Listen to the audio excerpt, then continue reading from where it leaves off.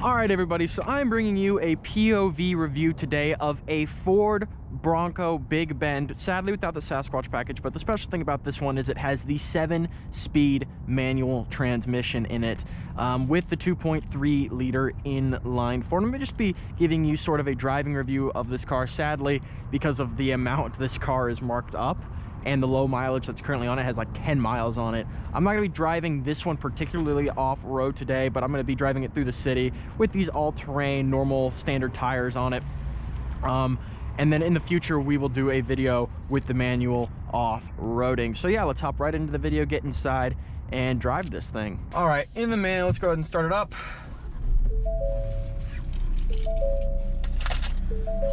We're also super low on fuel.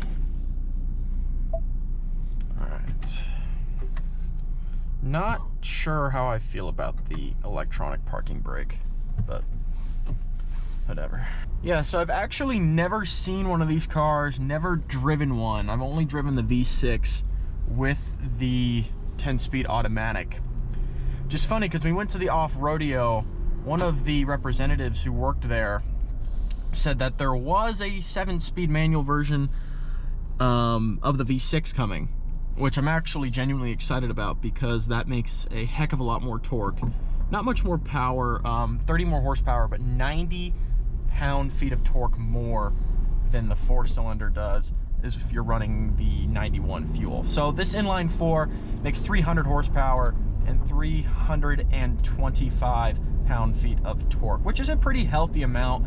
If you're just looking for something with just the essentials, this actually isn't a bad configuration with the 7-speed manual and the inline 4. Though if you are looking to spend the big bucks on it, then the V6 with the 10-speed, you know, of course that is probably going to be giving you everything you could want out of it. The first impressions of the manual gearbox is that it actually drives pretty smooth. I love the clutch throw and just the action, and you know, I don't think it would have to be any heavier or lighter than it currently is, not that you'd want it to be at all.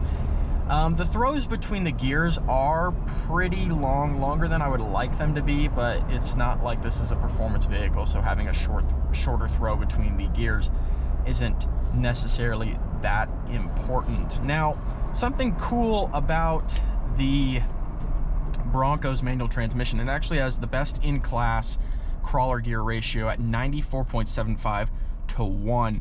With the Jeep Wrangler Rubicon's manual being around 86.25 to 1, and that's when the transfer case is in its low range mode, so 4-wheel low. It just sucks that you can't currently get the V6 and the 7-speed together, but again, I was told that would be coming. That is what I've been told.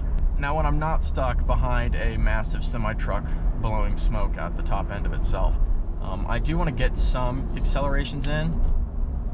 I'm not going to launch it because I don't want to risk destroying a clutch of a new car. But this thing, when Car and Driver did the testing of it, and they did a hard launch, it did 0 to 60 in about 8.2 seconds. I mean, for a vehicle that weighs, I believe, around 4,400 pounds, it's not terrible. 4,500 pounds, not terrible. And it only makes 300 horsepower and 325 pound-feet of torque with a manual, so 8.2 is not far off from what I expected with this vehicle. Around town, it drives perfectly fine. I mean, as long as you know how to drive a manual, it's second nature.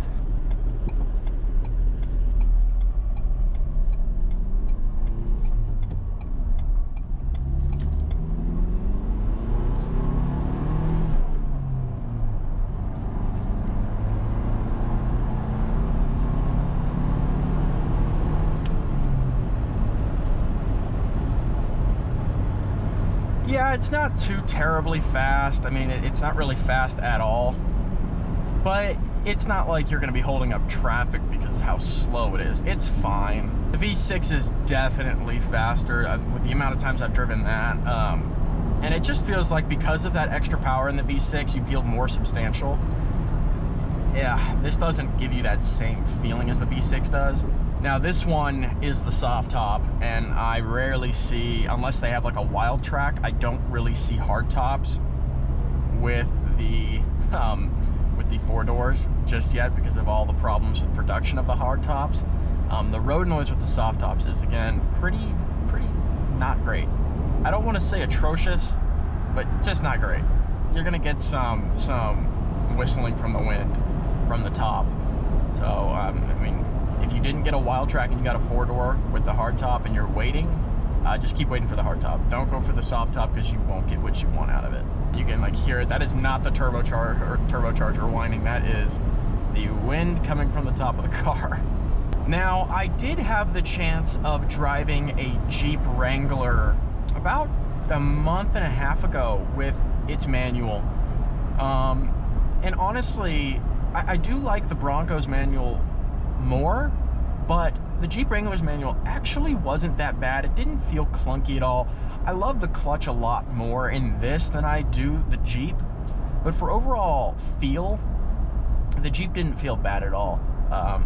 Though, when it comes to the clutch, the Bronco's clutch is a lot better than the Jeep's clutch is. If you've driven one of these out there, leave a comment down below what your experience was when taking it off-road, if you did take it off-road, because I'm really curious to drive this off-road. The V6 with the 10-speed did really well, even with the independent front suspension that everyone is so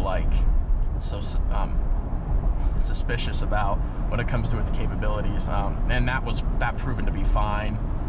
Even in our videos when we tested it, I think we took the Bronco off-road twice, 3 times if you count the Bronco off-rodeo, and that proved that the suspension setup, even though it wasn't a solid front axle, the independent front suspension is just, that works perfectly fine. This entire video up in a couple words is, it's a good transmission and it drives fine. And if you're looking for a vehicle that's off-road capable and has a manual transmission, the Bronco may be right for you. I don't know how you guys feel about the transmission in the Jeep. I know that I prefer this one over the Jeep. And with the power delivery of the 2.3 and its power numbers, that's plenty. And it's honestly, the 4-cylinder isn't underpowered at all compared to the V6, so you still get everything you want out of it. So yeah, if you guys like this video, make sure to hit that like button down below. And if you want to see more from us, make sure you go to the channel and subscribe to see future uploads, and make sure you hit that notification bell to know when we upload. And anyways, guys, I will see you all in the next video. Thank you for watching. If you want to see more from us, go down and consider hitting the subscribe button and going to our channel to view all of our content. If you did like this video, make sure you smash that like button down below. I will see you all in the next video.